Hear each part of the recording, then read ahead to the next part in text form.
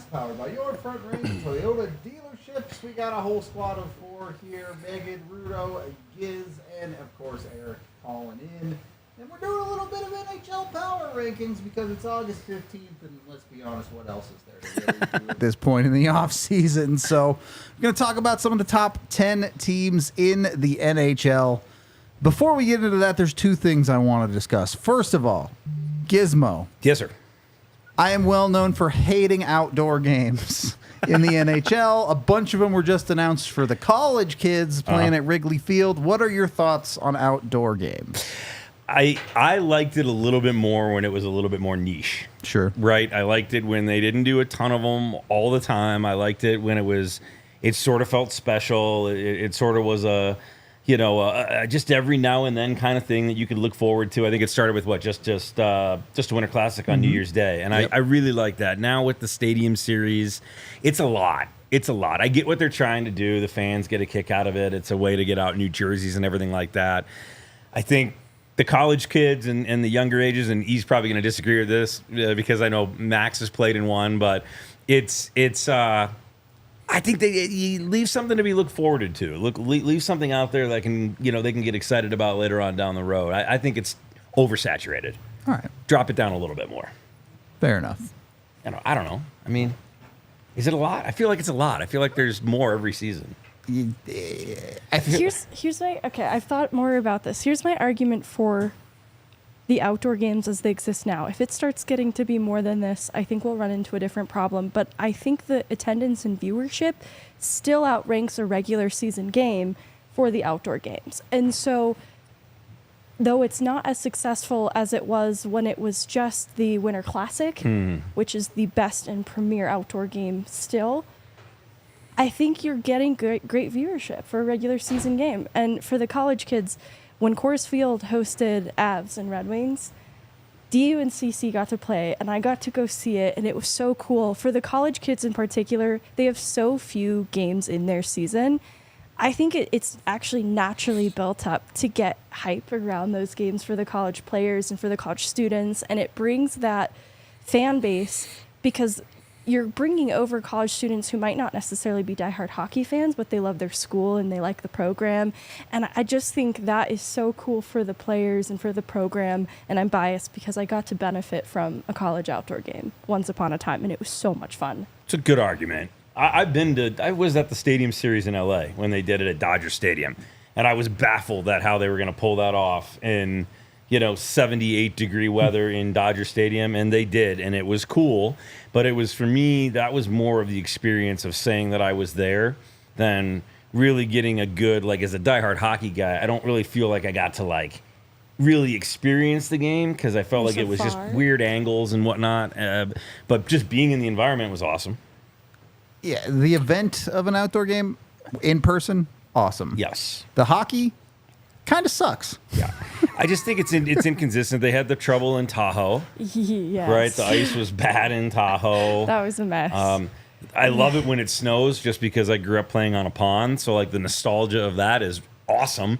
But obviously that presents a problem too. I mean, the first ever game, I remember they were shoveling it every other second. And, to the NHL's credit, they figured out the ice. They have. They figured out consistency for the most part. But, yeah, I could do with fewer of them. That was going to be my point, though. My point is that I'm older. I say it all the time. I'll say it again. You look great, but though, you're buddy. talking about, yeah, thank you, appreciate that. You're talking about early '90s, a game outdoors at Caesar's Palace between Rangers and Kings. Couldn't finish the third period, right? Cones on the ice everywhere, holes on the. Again, it's come a long way. Again. Might have been that Vegas 100-degree weather might not have been the right place to do it, but now with Dan Craig and the NHL, they figured out how to do the ice again. Forget about the Tahoe one; it's a little different, but different experience, different outcome. But yeah, I agree. We talked about it the other day. I'll say it again. It is a little bit too much. Is it a big marketing tool and a big revenue tool for the? It is for the players, for the teams, for the league, but it is a little too much. I can't get away from it. It's just again, I'm just because I'm pissed off because I never got to play in one or work in one. You know what I mean? Like, so maybe that's why I'm a little bitter. And you're right. I mean, my backdrop on my phone is Max at Fenway Park, right? You know, because 2 years ago, whatever it was, the Winter Classic, and then again, some college teams got to play. I don't remember who it was. It might have been UMass or NBC. I don't remember who played, but then some high school games were played at. So prep school teams got to play. It was awesome. It was a surreal experience, even though there's 300 people in the stands, and for a high school game, it was still Fenway Park. It was still outstanding. It was still the same ice rink that the league used in this. And he lagged I out. mean, what happened? You're back. He's back. Yeah, I don't know why. It should be. Hey, you just perfect. froze like you were outside at an outdoor game. Yeah, that's No, exactly the it's okay. outdoor game problem right there. It is. It though, never 'cause freezes. if they're gonna do it, they have to do it right. Yep. The Air Force Academy is also a logistical nightmare. Oh, God, it was and bad, That's yeah. in relatively recent history as well. So if they're going to do it, they have to do it right. Yep. Because there are actually a couple too many disasters for these outdoor games that I think they're still hammering out the details, and before they start taking on more, they need to really perfect it. So that was a little bit of the news of the day. I do want to switch into our power rankings. We're going to do the top 10, but I wanted to start with 32.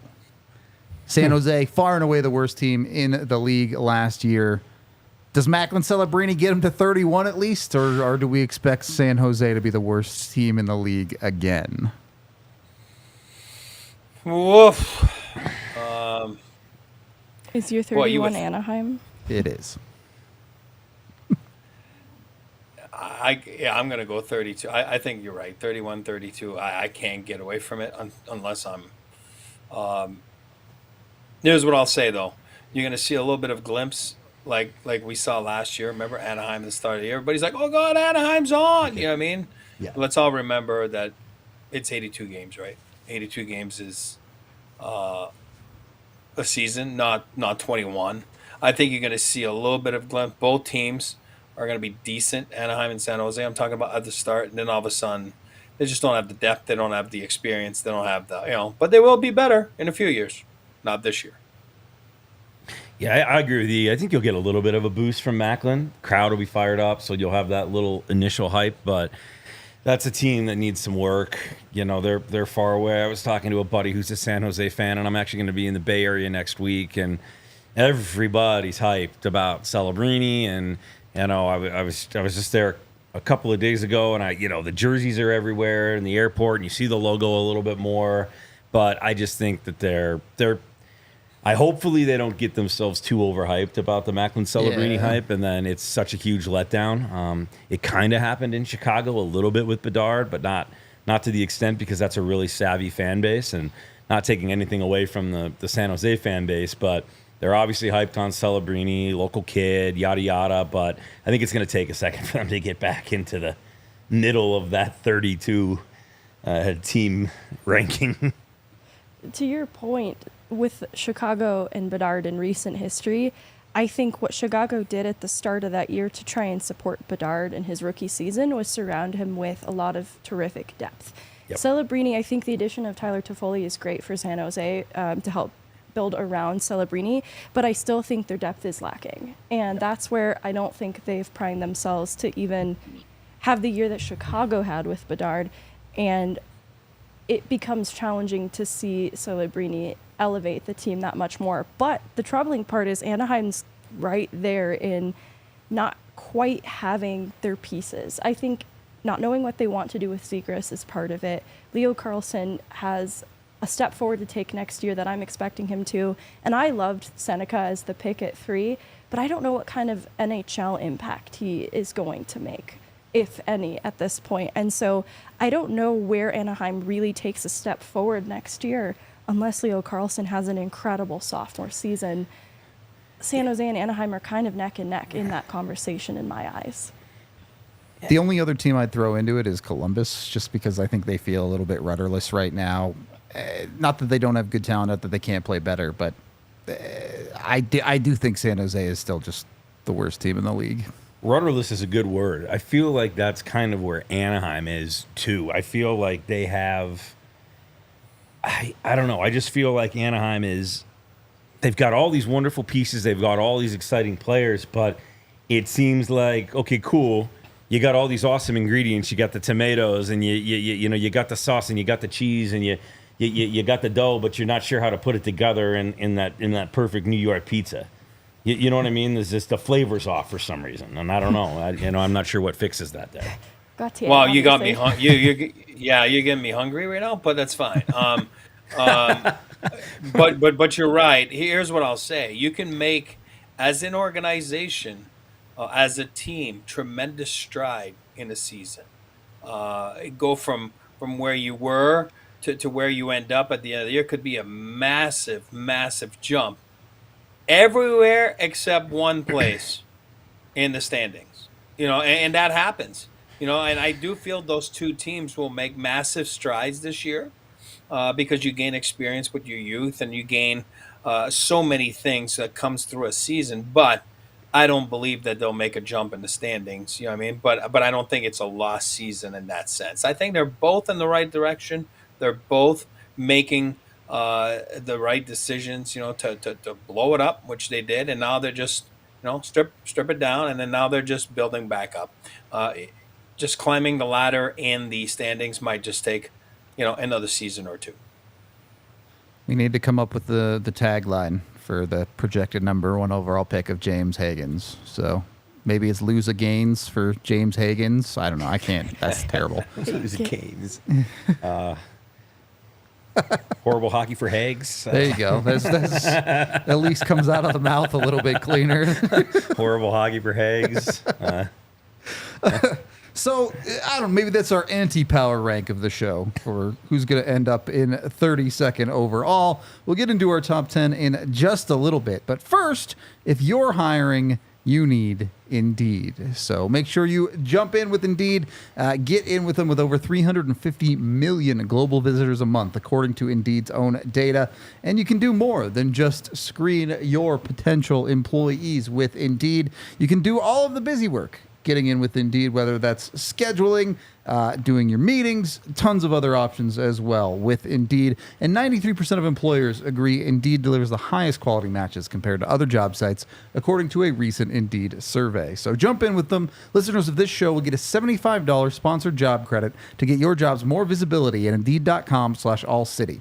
Just go to Indeed.com/AllCity right now and support our show by letting them know you heard about it on this podcast. That's Indeed.com/AllCity. Terms and conditions apply. Need to hire? You need Indeed. And once you're all hired up, kick back, relax, have yourself a Breck Brew, the official craft beer of DNVR. Of course, Breck Brew been around with us for a very, very long time. Jump in with them. They even have an Avalanche Amber Ale if you want to, name connection. Avalanche hockey, Avalanche Amber beer. It adds up. Math adds up. If that's not for you, they have dozens of flavors, something for everyone. This time of year, their Palisade Peach beer always feeling like a good in-season choice if you want to go with that. So go check them out. You can go to breckbrew.com to find them at a local liquor store near you, but they're pretty much everywhere now. So just head on down to wherever your local is, and you'll find yourself some Breck Brew. Second period of the DNVR Avalanche podcast. Power rank in the top 10 teams. I want to start at the top because I think our top couple of teams will be similar, and then as we get down towards 10, I think we might get a little bit crazy with it. So number one for me, it's got to be Florida, right? Just they literally have the Stanley Cup right now. I do think they got a little bit worse this offseason, but it's their spot until somebody proves it's not, right? Yeah, I mean, there's always the Stanley Cup hangover, right? Repeats are tough, as we know. We've seen it here in Colorado. I like the Florida Panthers. They had that moxie last year. They proved themselves in some tough playoff runs, I thought. But yeah, I mean, how can you not? I think the incumbent is always the leader in the clubhouse, especially in the middle of August. They're still partying very, very hard, so I don't think they quite know exactly where they're at just yet. But yeah, that'll start to wane off here in the next week or so, and then you'll see some more things out of there. But I like the Florida Panthers as the number one choice. I like it too. To your point, it's hard year after year to keep a lineup together as strong as it was the year that they won the cup. The Avs know that all too well, and so I think their D group is not as strong as it is looked in this last season, but they're still really well-rounded as a team. The goaltending position is still pretty steady. Bob, at the top of the lineup, they have, down the middle in Bennett and Barkov, such a good 1-2 punch there. And Kachuk, Yep. offensive ability. I think their identity is really high energy and tactical. And I like that for them. I think sometimes, too, it makes them appear unassuming, but it's what gets them the distance. And I think that they still have all those pieces in place to continue being very competitive. You are the champion until you get knocked out. And that's my argument. So I agree. Every year I always say, whoever won the cup the year before, you're number one. Because you know what? The last game played, you're only as good as your last game played. The last game played, they won. And last I checked, it was for the Stanley Cup. So, yeah, I agree with you. Put them there until they get punched out and, and get knocked out. Or punch back and, stay at the top of the mountain. Who knows? But, I think they're number one right now. I agree with you. And it's a solid. And by the way, I don't know if you looked on Twitter yesterday or whatever, Bill Zito at the Cup yesterday in Milwaukee. What a well-spoken man that guy is. You know what? Leadership starts at the top. And I think Florida is absolutely a great testament to that, what I'm saying right now. It starts at the top with Bill Zito all the way down to Paul Maurice and the players. And what a job they did last year. Number one, without a doubt. All right. So pretty straightforward at one. Number two, I assume that I have a different pick at two than everybody else does. Let me ask you guys, who do you guys have it to? Is it Edmonton? Edmonton. One Edmonton. Not Edmonton. I don't have Edmonton either. I don't have Edmonton. So then let me all go first. Defend then. it. Yeah. Yeah. Did you see that locker room video? I did see of them all just sitting there. If you want any kind of motivation and fire in your belly and hunger, it's there. I have a hard time counting out Connor McDavid getting, the Conn Smythe and not getting the Stanley Cup. I imagine he will play like a man on fire. I don't necessarily. I'm bummed that Ken Holland's not there. I think he's a great leader. I've known him for a long time. He's a future Hall of Famer, no question about Detroit guy killing me. I know. Sorry about that with Ken, but he's been in Canada for a long time now. It's true. Yeah, West Coast, British Columbia guy. And then I really like the addition of Jeff Skinner. I do. I think Skinner's a guy who's kind of sort of been in the shadows for a while, hasn't really had an opportunity, hasn't gotten a chance to play in the playoffs. So you have to assume that the Oilers are going to get back to the playoffs. And then, you're going to watch all those games back and you're going to get that taste of losing again. And then you're going to have, one of the best players in the world, Connor McDavid, literally lighting a fire under your ass every single night. Yeah. And then you got Skinner, who's going to be a little puppy dog in that lineup, all excited to be there. And he can contribute, too. He's a great hockey player. So, I think it was so close. And the fact that it went to 7 and that they showed the moxie to come all the way back from down 3 rip tells me that the Oilers are a dangerous team again. Eric, are you on Edmonton team or you have somebody else? I got somebody else. All right. Wow. So 3 somebody else's and 1 Edmonton. Interesting. I'm excited to see what you all come up with here. Before we get into those other picks, just to touch on Edmonton a little bit, I think we certainly picked a bad time to power rank Edmonton, given the situation they're in right now. Complete uncertainty about where Evander Kane's health is. Right. Whatever is going to play out with these Broberg and Holloway offer sheets, it certainly makes things more interesting. But even beyond those things, their cap situation is terrible. Evander Kane helps them a little bit. If Evander Kane goes on LTIR and one of Holloway and Broberg end up going to St. Louis, at least they're under the cap at that point, so that's something for them. But it's certainly a team that it's going to be an awkward season when it comes to the actual business side of the game for Edmonton. I'll put it that way. They've taken huge strides in becoming a more well-rounded group, especially with their D-core, but especially if Broberg, if they aren't able to hold on to him. And it becomes a D group that hinges on Ekholm and Bouchard so heavily. when Yep. you look at Colorado, they rely on Makar and Taves at the top very heavily sure. as well. But I think the depth below it, you have a lot more faith in than I have faith in Darnell Nurse and Yeah. Cody Ceci, Brett Kulak. And similarly, it's the goaltending for Edmonton that I would not say is bad. It's just uninspiring to me. The things that I give this agree. group every right to be in the top 5 conversation is they're one of the most exciting offensive teams in the league. Beyond just Connor McDavid headlining them, I really like the pieces around them too in RNH and Hyman and the addition of Skinner. And so Draisaitl and McDavid are so exciting, but they have really exciting players in that forward group to make this a hard team to deny talking about. I'm just not totally convinced that the D-core is going to hold up over time, but it is an area they've improved on. And don't get me wrong, I think they're a good team. I have them in my top 5. Same. But last year, the year that they had is just not repeatable, right? They start off, they can't win a hockey game. They go on one of the greatest win streaks of all time to follow that up. Some of the magic, I think, is going to be hard for them to find this year. Not that they won't be good. I think they're a playoff team for sure. But I wonder if a little bit of the magic's just going to be gone. Good point. Good point. I think what I go with there is like you know how to climb the mountain. It's true. Right. So now looking back on it, no matter how big the mountain gets, you can look around at the guys in the room and be like, yo, we've done this twice last year. Yep. In massively big moments. So we know we can do it. We have it in us. We've seen ourselves prove it to ourselves. I just go from that angle a little bit. Obviously they've got roster issues. They've got some cap issues, but I just think that there's a belief in that room, a la Ted Lasso, where they're smacking the sign every time they walk out. So, Well, that's where I'm drawing it from. Yeah, we all talked about the Edmonton except me, so I'll talk about them, and I'll tell you where I have them. I have them at 3, so So do you're I. not that far off. I have them at 3 for all the reasons that I said about the Panthers. You're a couple goals away from getting to the summit. I mean, that's how close they were. I've said it again, the way the Avs are built. Again, Edmonton's the same thing. You have 2 of the best players in the world. Draisaitl and McDavid, they will carry you. They will carry you. We saw it last year.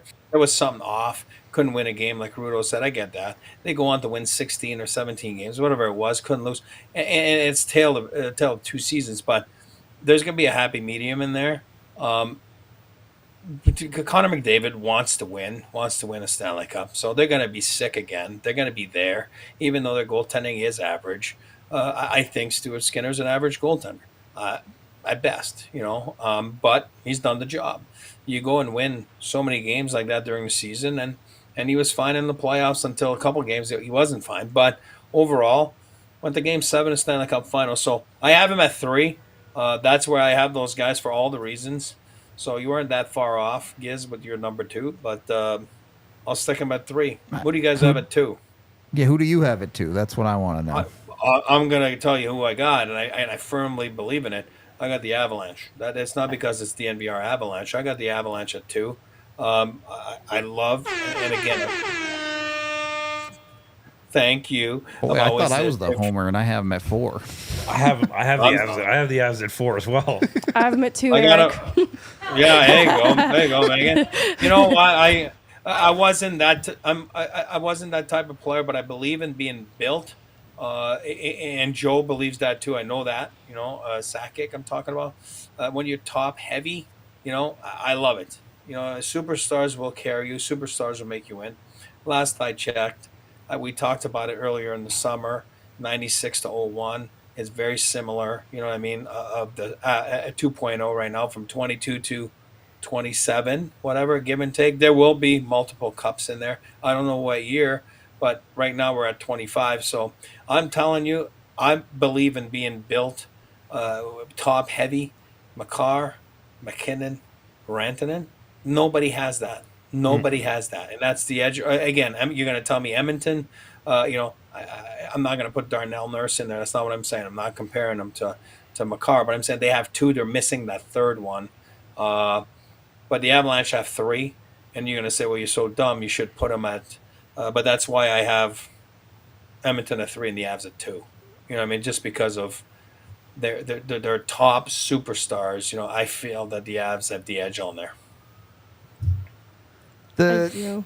Go ahead. The top four for the D between Manson, Girard, Taves, Makar is so well constructed, and then all of the additions they've made to their D this offseason make whatever that third pairing will shape out to be also really competitive. I think it's going to be the strongest it's been constructed in a long while.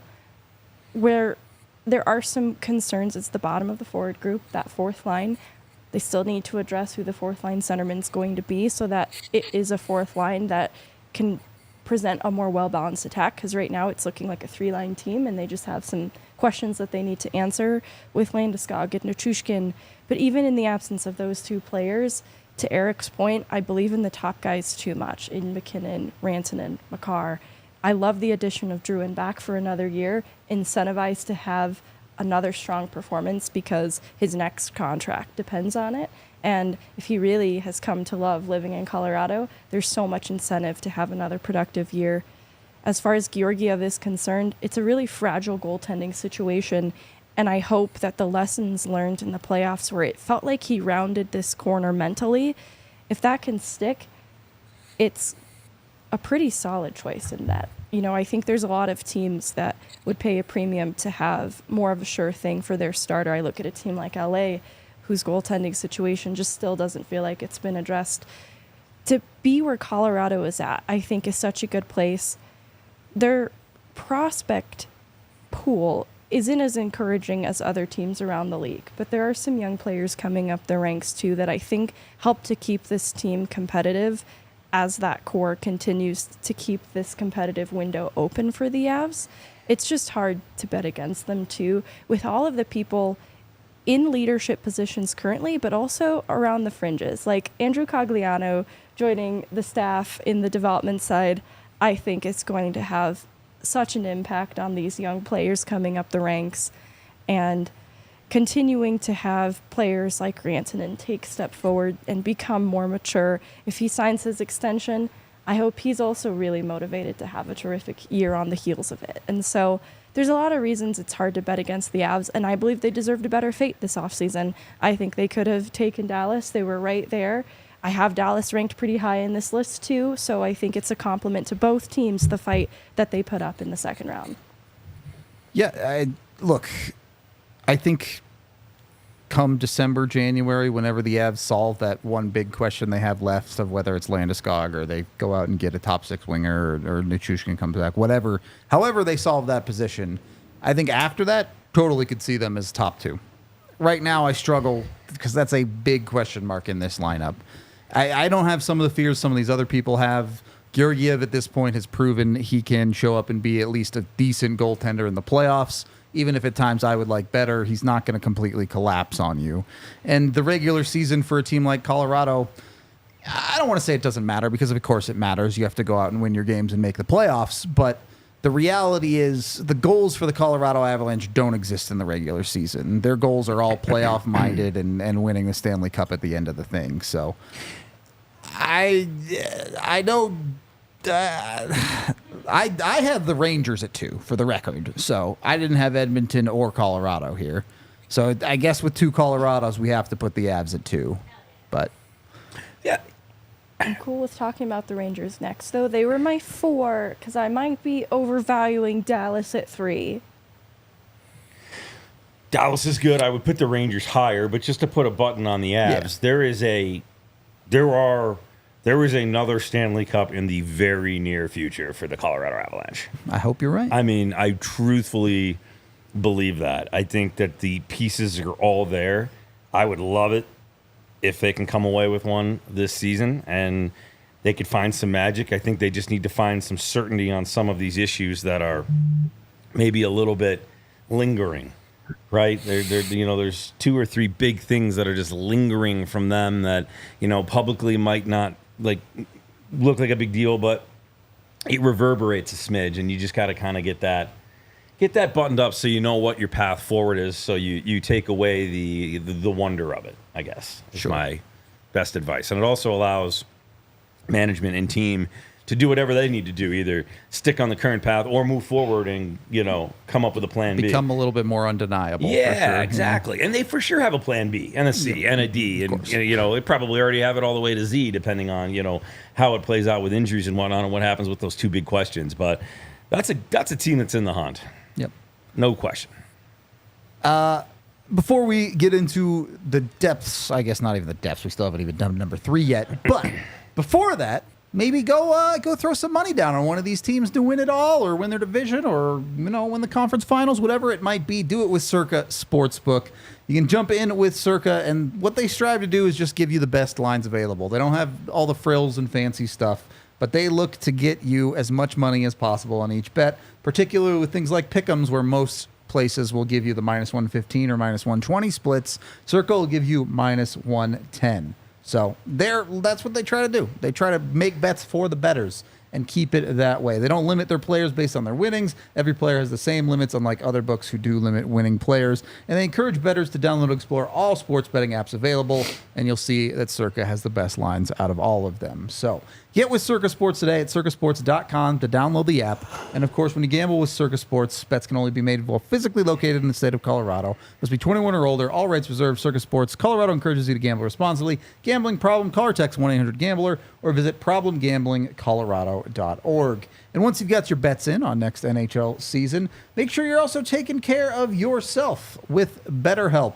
BetterHelp, a great entry point. Maybe if you've never tried therapy before and you're looking to get yourself in the door with something like that, that's where BetterHelp can come in. They're super easy to use, and they're very quick. All you have to do is fill out a brief questionnaire to get matched with a licensed therapist. They can usually get you in within a week. It's entirely online and designed to be convenient and flexible. There's no additional charges or anything if you want to switch therapists. They're just trying to make it as easy as possible to take care of yourself and become your own soulmate, whether you're looking for one or not.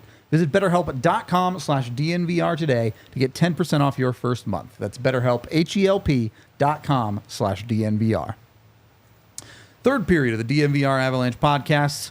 So it seems like our 3-4-5 is some combination of Edmonton, New York, and Dallas, or do we have any other names we want to throw out in there? I like that. I mean, those are all in my current spot. I like the Rangers quite a bit.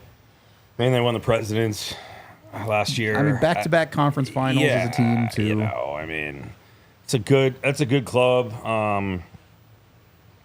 Riley Smith gets added there. Familiar with him from 2 and 3, not back-to-back. Vegas days. I mean, I don't know. Where's our ranking right now, Tiff? Where do we have it at? Avs We're 2. picking Avs 2. We're picking 3, which I know you would have Edmonton. I would have New York. Megan, it sounds like you have Dallas. So, Eric, you're the deciding vote here. Well, I got Panthers. I had, as I told you, Edmonton 2 and then Avs 3.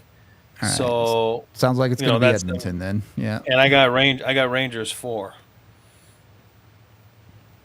They're my 4-2. I'm fine putting Rangers ahead of Dallas. Okay. So Edmonton 3, Rangers 4, Dallas 5. That Sure. works for me. Well, Yeah. no, I mean, you guys are fine with your Dallas. I hate them. That's fine. Stems from the 90s. We'll I know. get to It Dallas stems in a from, sec. Yeah. All right. No, I mean, stems from the 90s. So. Tiff is triggering my ADD seriously right now. She the first 2 she did the team name, and then she started doing the city name. I'm just trying to give her shit because Tiff is working like crazy today. She's been running around doing all sorts of every stuff. kind of Yeah. There was no break between Rams and this. Where's your E? Where do you have Dallas then? 10? 33. That's hilarious. I guess we can go out of order if Dallas is the topic of the day. I No, don't that's think fine. You there's guys have Dallas. You guys have Dallas. Let all 3 of you have Dallas. Put them in there. I'm Yeah. just joking. But the reason why they're 5 for me behind Avs and Edmonton in the West, they got worse this offseason, pretty definitively. Their defense got significantly worse. I'm sorry, but if you think Matt Dumba and Ilya Lyubushkin is going to replace Chris Tanev, you are in for a world of hurt. And beyond that, it seems like Joe Pavelski's probably retiring. Yeah. And I just don't know what they have to replace those things. They kind of last year already had their breakout stars of the Wyatt Johnstons and the guys moving up their lineup. What's next for them? What is the follow-up for them? We saw in the playoff series against the Avs, they already didn't want to play Nils Lundqvist, and now you have an even worse defense in front of him. So, not that they're bad, but they're falling down the list. Yeah, you're right. Brendan Smith, they did add him. He exists and will probably play forward and defense for them. But I just don't see them being the team that they were last season. And last season, it was only good enough for a conference final. I like the coaching staff there. I know them well, so I know what the makeup is. So obviously, I've not been in that room, but that's a team that's got a really good development pipeline. They've got some guys coming up that might surprise this year. So I think that when you look at the overall for the Dallas Stars, based on the way that they're coached, the pieces that they have, and what's coming through the pipeline, there could be some surprises there. I don't think they're sniffing a Stanley Cup. Honestly, I really don't. But I do think that they're in the conversation, and I think they're going to annoy some teams, especially in the postseason. I think. Yeah, I mean, I got a lot of respect for Jim Nill and DeBoer as well. So I do believe I make jokes all the time. That's fine. You guys have them at 5. I had them a little bit later, but perfect fit there. You know what? They deserve it. They've had some good strides, but you're right. Maybe they're not as good this year as they were last year, but only time will tell. And I'll give it to you guys. I'm not going to argue.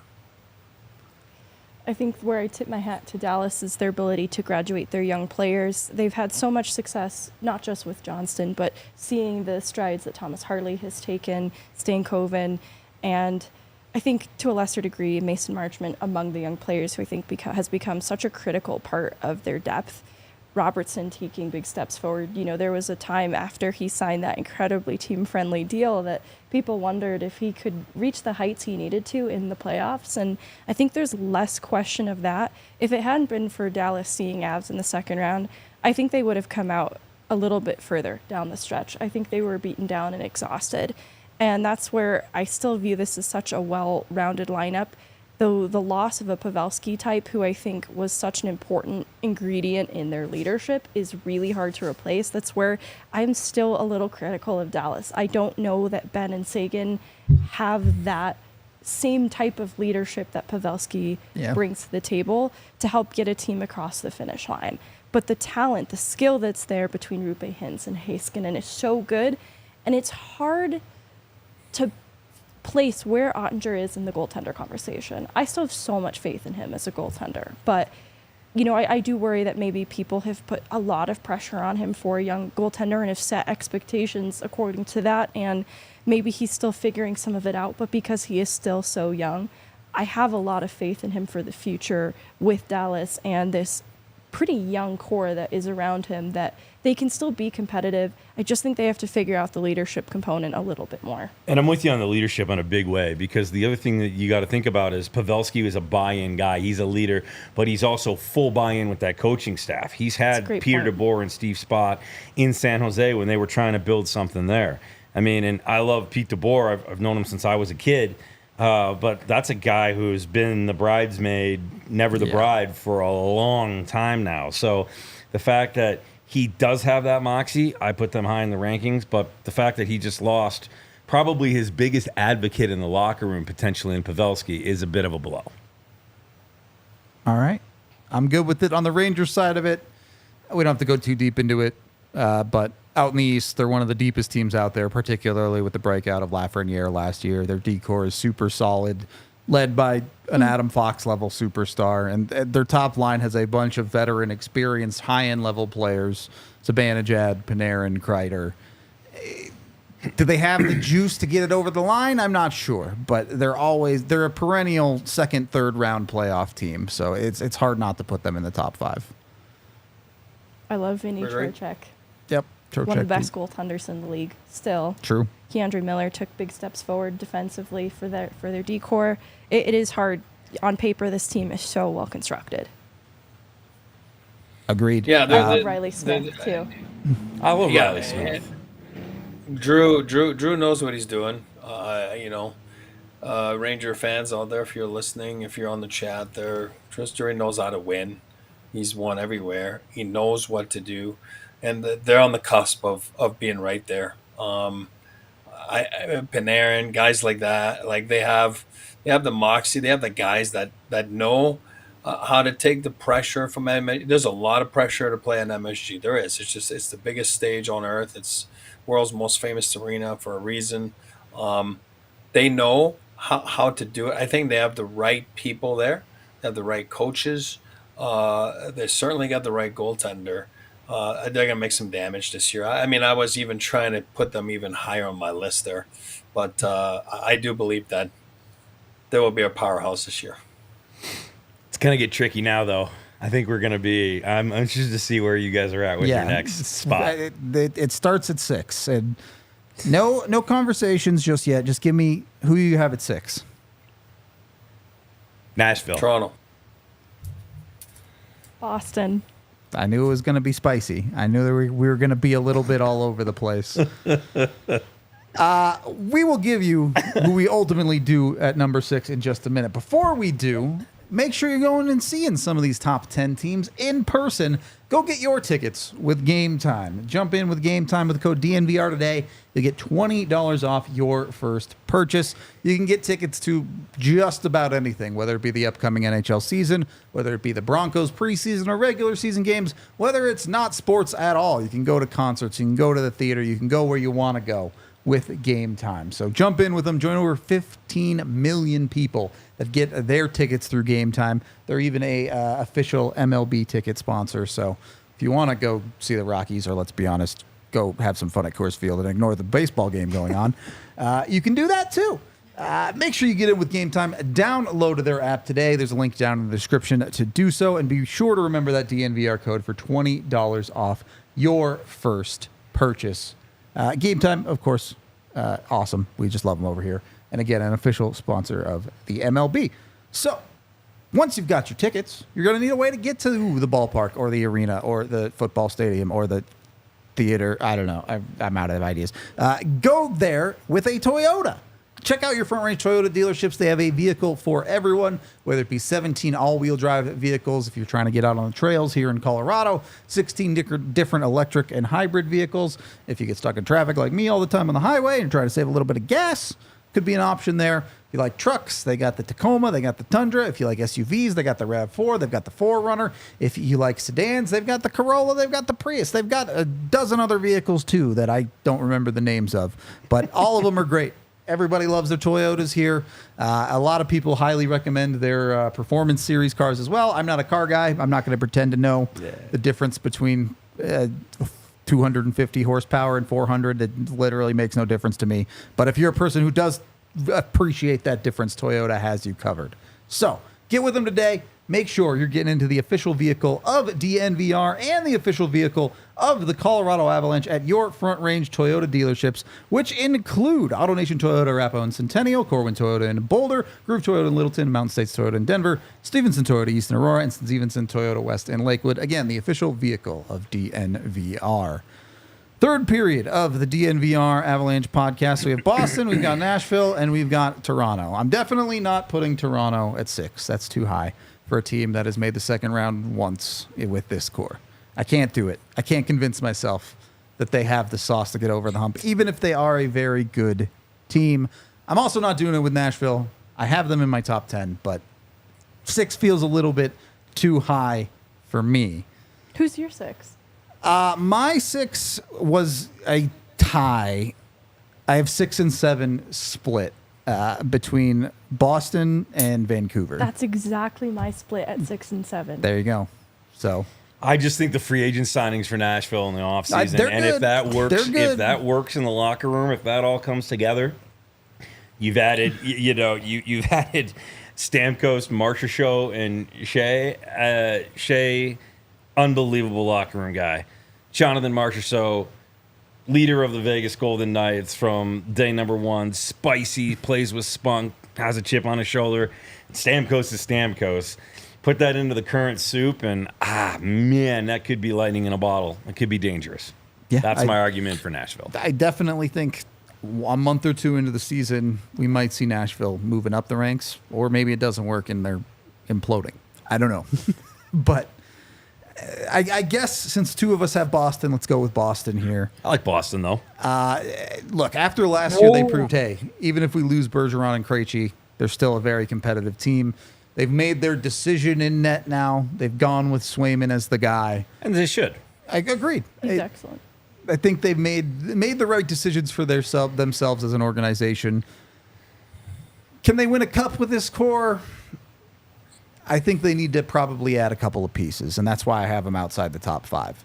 But they're a perennial playoff team, really a team that, barring a collapse to Florida 2 years ago, should be a top 8 team, certainly, in the NHL based on the last couple of years. They had a great Boston had a great offseason. Agreed. Yeah. I mean, those 2 signings were huge. Yep. So, you put Lindholm and Zadorov in the mix, and You shore up that decor. yeah, and so I think the thing about power ranking in August that you have to keep in mind is that there are so many different things in I'm always a guy, and I think you'll agree with me, like, you can have the best guys that you want, or you can have all these really big name pieces, but if it doesn't gel and if it doesn't fit right in the room, if it doesn't buy into the system, if the guys don't get along, if there's, it just, that can throw the whole thing off. It's the Herb Brooks mentality that I always sort of look at when I'm looking at teams, especially the offseason. Give me the right guys, not the best guys. And that's a little bit of my apprehension with Nashville, to be quite honest with you. Yeah. You've added a whole bunch of real big names there. Does that work? I don't know. Maybe they get along like, peas and carrots, or maybe it's cats and dogs. You just don't really know that yet. But based on just the signings and the names and the way that those numbers look, I sort of kind of base my mid-season rankings on that, or early season rankings on that. I'll second that right there, because my biggest word, and that's the one I've always tried to keep with me when you're constructing a team or you're having fun with some power rankings, is fit. I mean, and we talked about it all the time. I go back to Timu and Paul there, adding to the mix of a star-studded Avalanche team. And no offense to Timu or Paul, I love those 2 players. I still love them. It just wasn't a fit. And when you're not a fit, it doesn't matter. It might look like a fit because it just looks, and you look at a roster and you're like, oh yeah, it's great. And at the end of the day, when you drop the puck, it just doesn't work. So you're right. So I'm a big proponent of that. We'll see how they gel. And again, it's summertime. It sure looks good until the pucks drop. I'm going to go back to what I said when I said Toronto, Rudo, and then Rudo jumped on my throat, dropped the gloves, wanted to fight me, which is fine. You gotta go hard. It's You fine. gotta go hard. It's fine. And you know what I think about them. I don't like them. You know that. But I respect them in a sense that I think they'll be there. I mean, there's so much freaking firepower. But where I defer a little bit, and I got overruled there with the Stars, is I did have Vancouver at 5. You know what I mean? So I did have Vancouver. I forgot because I got overruled. So I'm looking at my notes, but I got Vancouver at 5, and then I went to Toronto, and then I went Boston, Dallas. So I just wanted to say that. Yeah, let me ask, where Megan and I have Vancouver at 7, you have Vancouver 5. Giz, do you have Vancouver in the top 10? I do. Where at? 9. Okay. Where does everyone have Nashville? I got Nashville here. 9. Yeah. 9, unranked, I assume? Unranked. I also had Nashville at 9. So it sounds like Vancouver probably takes 7, and then Nashville at 8, unless, where's Toronto at? I've got one other sleeper I'm going to throw in there, and Fire Eric's away. going to roll his eyes at me because he knows why I'm going with it, but I still have Carolina in the top 10. I do have too. Carolina as well. They're my 8, but like my 7 through 10 is kind of a mix. For I sure. didn't even really land on a singular 10. I have a couple honorable mentions here. There you go. Did you have Toronto in the list? They're my 10 right now. They are also my 10. So I would put them at 10. Vancouver. So why don't you 7. just leave him there? Yeah, Vancouver can be 7. Sounds like Toronto's probably 10. Nashville is one of 8 or 9. I'm cool giving Nashville more love. It's just, I think what will make them most competitive is so untested into next year. But I love UC Saras. Yeah. So is Vancouver at 7 then? Vancouver at 7, yeah. Yeah. Okay, perfect. Okay. So And then I 8, got 9, one in 10. there. I mean, 10 is Toronto. 10 in my sounds opinion. like 10 is Toronto. I think Carolina is high. Carolina was my 8. Yeah, so. I have Carolina. I had Carolina higher than 8, so I vote for Carolina at 8. And they're my exact 8, so There you go. All right. The Problem Canes in at solved. 8. Eric gets no say in this one. I have a different one, but that's okay. I'll wait. What do you have I'll at wait. No, I mean, my mismatch at the end there, 9, 10. Obviously, because mine I had, remember? So I got. Then I don't want to get punched out right now, but I believe that the goalie here, I'm going to say, wins the Vezina. And it's a comeback year. And you know where I'm going with this. It's the New York Islanders. And I know you guys hate them. But I'm telling you, can't they're put going to them be in a the top top 10. I that's what I just said. You're going to punch me out. I said, but I'm gone. I cannot. Yeah, Brad, I do like New Jersey as well, but I think they'll be more right there, 10 to 15. But I can't get myself to bet against Patty Waugh. Too many times I've done that, and I can't do it. And I've seen it just go the other way. Patty, Lou, I'm going Sorokin, Vezina. I'm on the outside. I'm going to shut my mouth now. Yeah, I think our Toyota Chet has taken the bait on New Jersey. Don't get me wrong. I like the Markstrom move in net. I think that's a big deal for them. But the rest of their moves, it felt like they just did a lot of stuff. They moved out defense. They brought in defense. They flipped a bunch of stuff. And I think New Jersey's a fine team. I think they're probably a playoff team. I don't know that I can put them in the top 10. they were unranked for mine. Same. They were outside my top 10. It's not the Islanders, I would tell you that much. As much as E likes them and wants to rep his buddy Patrick Waugh. Shush. Utah. It's not Utah either. That's a dark horse candidate for playoffs. I think they could be a wild card team for sure. 9 for me. I think we're going to end up with Nashville. It sounds like. Yeah, I mean, listen, you got a lot of real talent on that roster now. Let's see what happens there. I mean, I would love to revisit these midseason and see where this stacks up. I mean, there could be some massive changes. I mean, let's see what happens with the Leafs too. I mean, the captaincy flipperoo seemed very pleasant. Publicly, what behind the scenes? Yeah, I mean, I know good? it. Yeah. I was witness to it in Los Angeles when it flip flopped with Brown and Kopitar, and it was pleasant. But it's always a weird thing. It's a weird thing. And the dynamic is everything, as E and I were just saying. It could be a weird thing. The one team I had as honorable mention, I know Megan, you have a couple too. I have LA.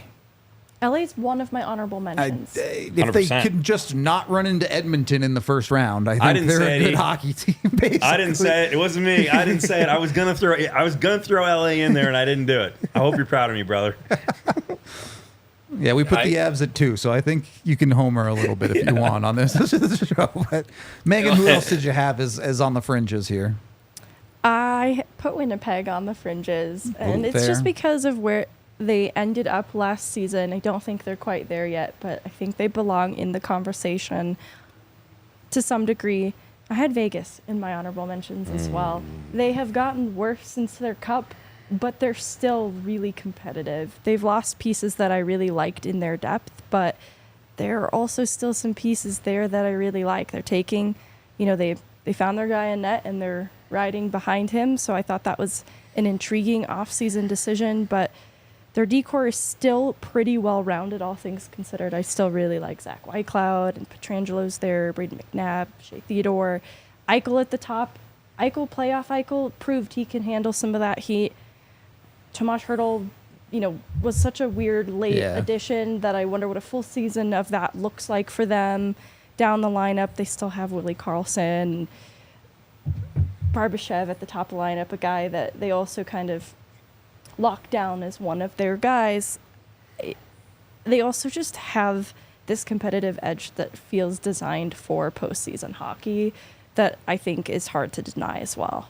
I'm all the way here for Winnipeg. If you're going to bet on a goalie, the Vezina winner is a good one to bet on. Yeah, we didn't see the best of Hellebuck. Yeah. We know that. For sure. With Vegas, I think they are significantly worse at the forward position. I think their depth did take a pretty big hit. Huge hit. But me having them outside of the playoffs is as much wishful thinking and hoping they fall off a cliff as it is anything Yeah, else. I'm going to go wash my mouth out after the podcast, but I have to give Vegas some credit. Any bucket. other honorable mentions from Ian Gizmo here? No, I mean my big one that I was going to take a swing at was was LA. Sure. I think LA has been super close. Yep, I agree. For a while. It's coming to the end of that what's left of the core from 12 and 14's run in the NHL. Kopitar's got a couple years left. Doughty is coming to the end of it. They desperately want another one. They just had their 10-year reunion for their Stanley Cup just a couple of weeks ago. Everybody's back in town, fired up. So my big sleeper, not only for the top 10, but for potentially a cup, is the Kings. They can solve that goalie position. Correct. I mean, Kemper, he can win a Stanley Cup. We know it. Yeah. If he's got the right group in front of him. Yeah. I love Mikey Anderson on defense. That was a good addition. Yeah. I really like him. He's a great kid. He's a heck of a player. Kempe, I mean, they're good. And Doughty's still a leader there. Kopi's still a leader with a lot of influence in the room. University of Denver, Trevor Moore. That, of course. E, you got anyone? Yeah, I got one more just to make sure to leave everyone on chat and you guys in the seats there thinking, God, is he eating something weird over there right now? But I'm going to give you one. I got a crush on the guy. I've always had a crush on the guy. He's still at the top of the league. He's a top 5 player in the league. A couple Terrier guys, behind the bench. And I'm going to go, and you're going to be like, oh, God, he's on something. But I'm going to go with the Pittsburgh Penguins. And then write it down right now. Write it down. August 15, he said they're going to be top 10. Watch at the end of the year, they'll be top 10. August 15. Tiff, write a note. So Crosby will be top 10 when they trade him to the Avalanche, for sure. But I don't think it's happening for Pittsburgh.